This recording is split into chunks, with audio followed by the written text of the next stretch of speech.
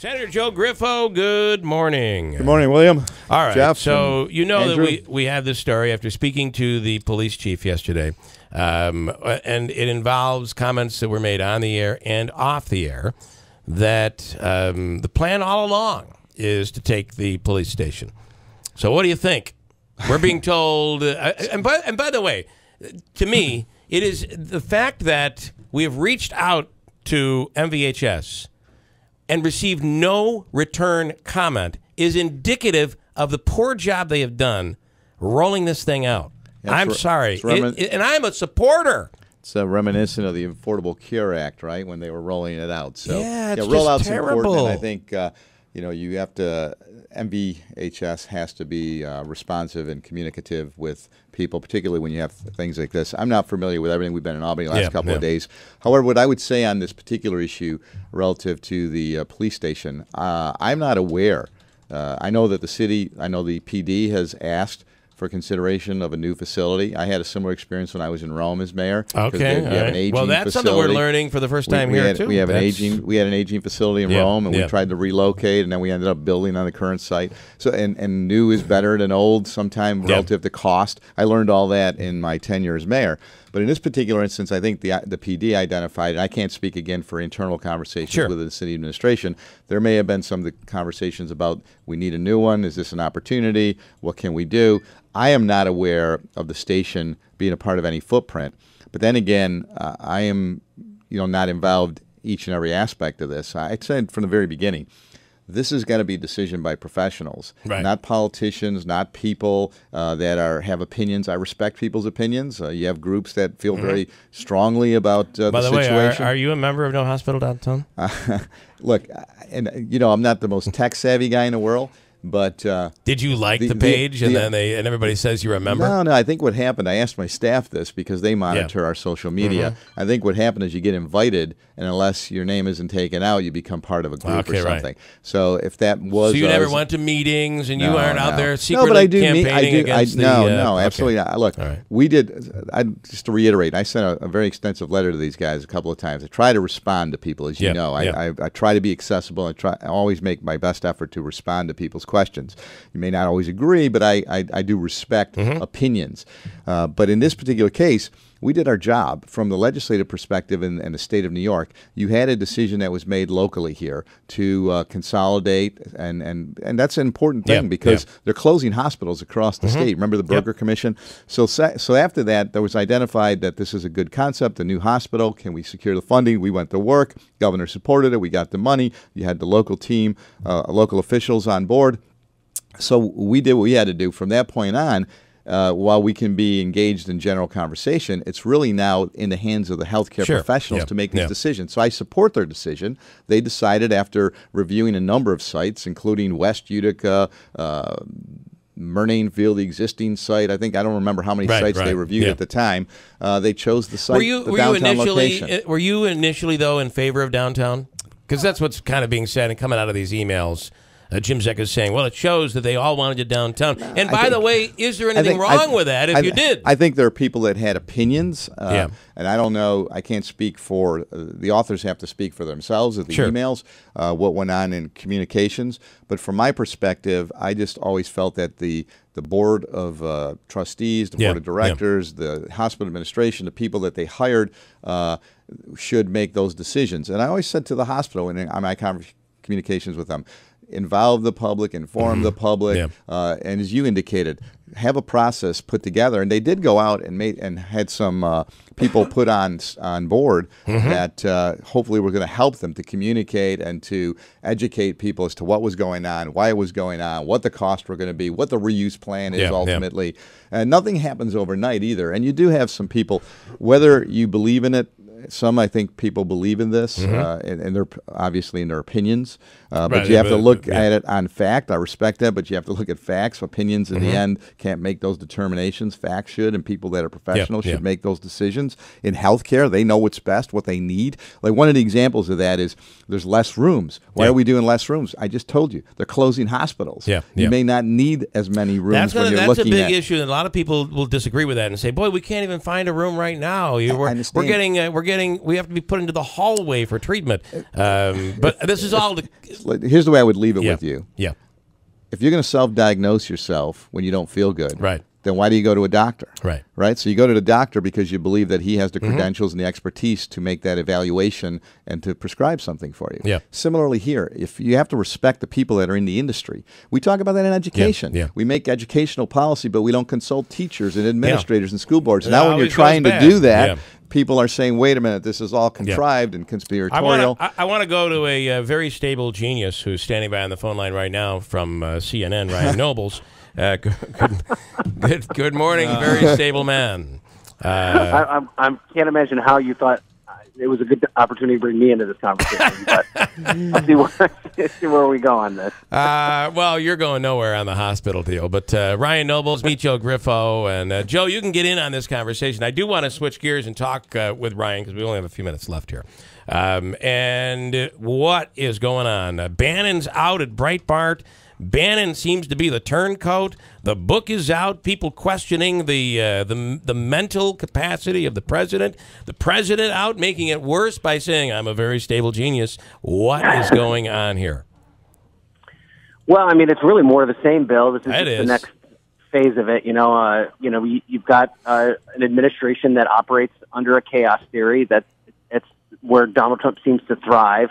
I think that if we really took a step back and looked at how we thought the Steve Bannon story was going to end, are any of us really surprised that it came to this? That Steve Bannon, who's somebody who always shoots from the hip, tells people what he thinks, gets pushed out by the Trump administration and is kind of left free to his own devices, and then tells people what he really thinks. I mean, I don't think that's all that big of a surprise. Yeah. And then when he does tell people what he thinks, and it's not necessarily kind to the president, that Trump, summarily just dismisses him from his orbit. But I think what we're seeing here is that, President of the United States is still a pretty powerful post, and however powerful Steve Bannon thought he was, if Donald Trump decided that he's out, then you're out. Everything that goes along with it is out. Yeah. And Breitbart is a wing of that. The Mercer family, which are the big funders of Breitbart, are part of that. And, I think that Steve Bannon's days of being a big-time influencer in Washington are pretty much in the rearview mirror. Well, and he's lost all of his opportunity to raise money, and that's where we see a real problem, right? Well, I think, Bill, this is something that not a lot of people understand, and I do think that you have to kind of look at the chicken and the egg in this situation. There aren't a lot of funders of Breitbart. It's not as if the Bannon wing of the party has this grassroots movement of small dollar donations that are flooding in to places like Breitbart. And the other thing, too, it's not as if Breitbart has this huge advertising arm that's keeping it afloat. Yeah. There's a very small group of very wealthy conservative funders that are flooding money into these websites that are essentially propping them up and giving them a voice that they wouldn't normally have. There isn't really a financial end to Breitbart. They're not making money hand over fist. They're existing because people like the Mercer family and the Kochs and these families with a ton of influence and a ton of money are essentially funding them and keeping them operating. And Steve Bannon was their vehicle.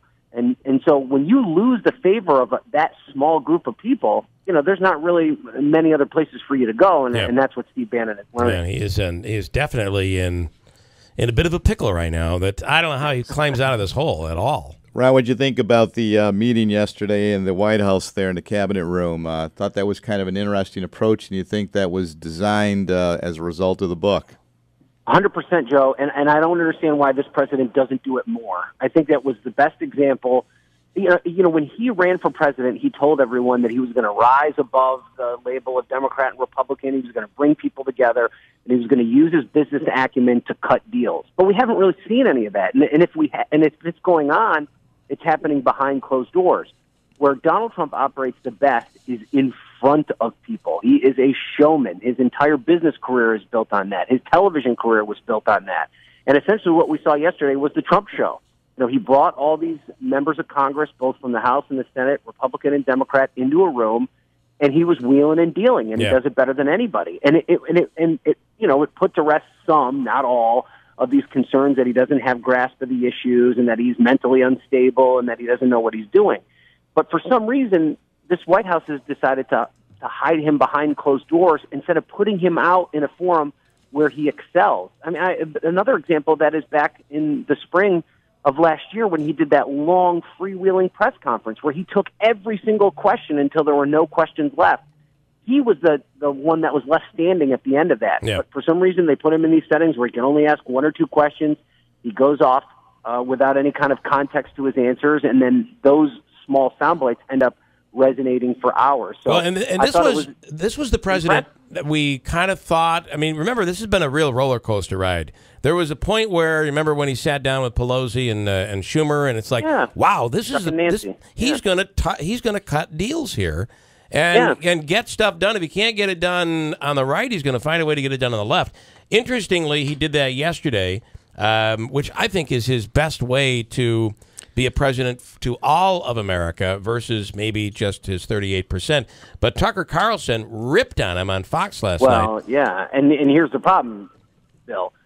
Yes, he won all this favor from kind of the mainstream talking heads who were impressed by what he did kind of from the showman aspect of it. But the reality of this policy problem that the president is facing is no different than what it was at the start of that meeting. Democrats are not going to budge. They are not going to cut a deal for Dreamers that includes $1 billion investment in a physical structure on the southern border. That's just not going to happen. Right. And the conservative wing of the party is not going to accept some sort of wall in theory where they build fencing over a certain period of, a certain stretch of the border, and then they use drones and technology and all these other things. The conservative base wants a physical wall. The Democrats are not going to budge on that point. As a result, these millions of kids that are kind of stuck up in this DACA program, which needs to be some sort of solution codified in law, are left in limbo, and a solution still is in the offing somewhere. You want to add to that, Joe? No, I think it was an interesting perspective, and Ryan's got some great analysis. But the thing yesterday that I thought was interesting, Ryan, is how does the press play this? Because it cuts two ways, right? First, they were played yesterday to a certain extent, and they had to use it because it's good television. Yeah. Then, on the other hand, how do they do they allow this to happen again, or is this just an isolated situation? Here's the thing. If Donald Trump is going to be speaking in a forum, the cameras are going to be rolling, and it's going to be taken live. That's all there is to it. So we can't necessarily be played in that instance. We're thirsty for him to appear on camera more, and not because he's good on television, because he's the president of the United States and he's the most important person in the world. Yep. We'd have done the same thing for Barack Obama, the same thing for Ronald Reagan. I've always been an advocate of let's see more of the process, not less of the process. And I feel like if there were more cameras in these rooms where these conversations were taking place, maybe this does lead back to your conversation about the hospital, then there wouldn't be all these thought processes that there's some sort of conspiratorial tone to the decisions that are being made. The main reason that a lot of this stuff doesn't come out into the light of the day is because it's boring. So to me, put cameras in every room where these conversations are taking place and let the public see what's happening. We'd get, I think, a more honest discussion in many respects. And I think that people would then feel like they were more part of the process than opposed to these decisions being made after the fact.